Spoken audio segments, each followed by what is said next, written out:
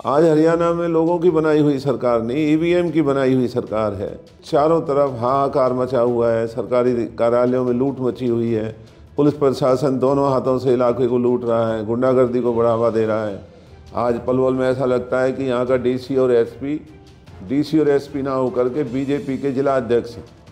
देखिए, सरकार लोग बनाते हैं और इसलिए सरकारों में लोगों की लिहाज हुआ करती थी।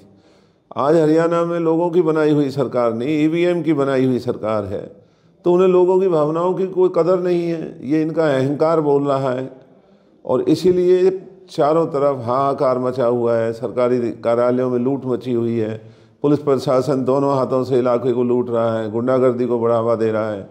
दलितों की ज़मीनों पर जबरन, घुघेरा गांव के दलितों की ज़मीन को छीनने का काम पुलिस प्रशासन और बीजेपी की भूमाफिया कर रहे हैं। पलवल में चारों तरफ नाजायज़ कॉलोनियाँ काट करके इस पलवल को गांव जैसा बनाने के काम बीजेपी के नेता और उनके सहयोगी करने में लगे हुए हैं। प्रशासन मूक दर्शक बना हुआ है। तो ये बहुत ही दुर्भाग्य की बात है। हम उम्मीद करते थे कि इस पलवल को हम आने वाले समय का एक बहुत ही आधुनिक शहर बनाएंगे और जहाँ सुविधाएं होंगी, जहाँ पर लोगों के आने वाले बच्चों के भविष्य का निर्माण होगा। लेकिन इस ईवीएम की सरकार ने पलवल के भविष्य को दांव पे लगा करके अपनी जेबों को भरने का काम चल रहा है। प्रशासन और भारतीय जनता पार्टी के नेता मिलकर के लोगों को लूट रहे हैं।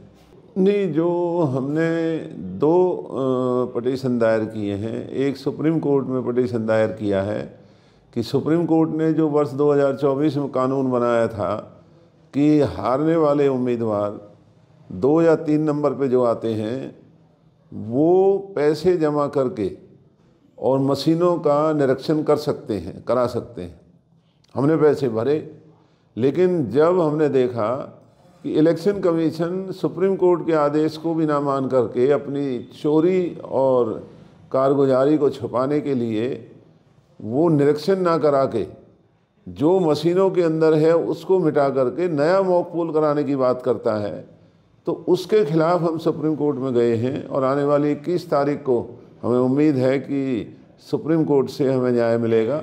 और जिस दिन इन मशीनों की जांच होगी जो सुप्रीम कोर्ट के ऑर्डर के मुताबिक, उस दिन जो ये ईवीएम में धांधली हुई, जितने भी शहरी विधानसभा क्षेत्र हरियाणा में हैं, इन्होंने उन शहरी विधानसभा चुनाव क्षेत्रों में ईवीएम का खेल किया है, जिसमें पलवल भी आता है, होडल भी आता है। तो ये सच्चाई लोगों के सामने आएगी और हम उम्मीद करते हैं कि जो भी धांधली में शामिल रहे हैं, ना केवल लोगों को न्याय मिलेगा, बल्कि जिन्होंने भी धांधली की उनके खिलाफ मुकदमे दर्ज होंगे और वो जेल की हवा खाएंगे। ये सरकार नहीं है, ये लुटेरों का गिरोह है जो लोगों को लूट रहा है, अपनी जेबें भर रहा है, आने वाली पीढ़ियों के भविष्य को खराब कर रहा है, अहंकार और घमंड के नशे में चूर हैं।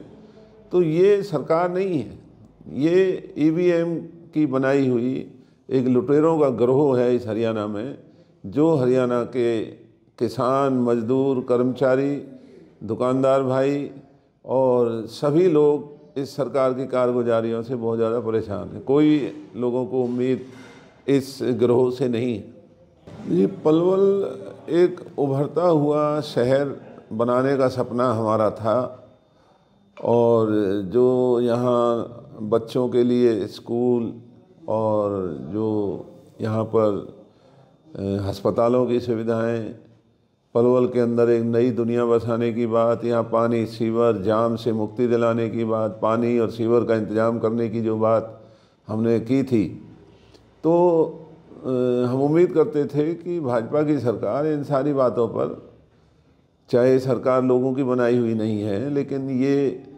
लोगों की समस्याओं पर ध्यान देंगे। लेकिन जो दिखाई दे रहा है वो तो मात्र केवल ये दिखाई दे रहा है कि कमज़ोर अधिकारियों को लगा करके हर ज़िले के अंदर, चाहे वो पुलिस के एसपी हैं या डीसी हैं, चाहे वो दूसरे प्रमुख अधिकारी हैं, ऐसे कमज़ोर और निकम्मे निखट्टू लोगों को बिठा दिया है जिनकी कोई हैसियत ही नहीं है। और थानों में, तहसीलों में, डीसी ऑफिस में लाइसेंसों के नाम पर, हर किसी के नाम पर सरेआम रिश्वत और लूट जारी हो चुकी है। और जो बीजेपी का नेतृत्व है उनकी कोई हैसियत ही नहीं है। मंत्रियों के फ़ोन आते रहते हैं, कोई परवाह नहीं करता। केवल पलवल के चारों तरफ नाजायज कॉलोनी काटने का काम भाजपा के मंत्री, विधायक, सांसद और इनके कार्यकर्ता कर रहे हैं। प्रशासन मूक दर्शक बनकर के देख रहा है। सार्वजनिक स्थानों पर कब्जे हो रहे हैं। सोहना रोड पर जो स्कूल के लिए साइट थी उसके ऊपर कब्जा बीजेपी के मंत्री और उनके इशारों पर हुआ है।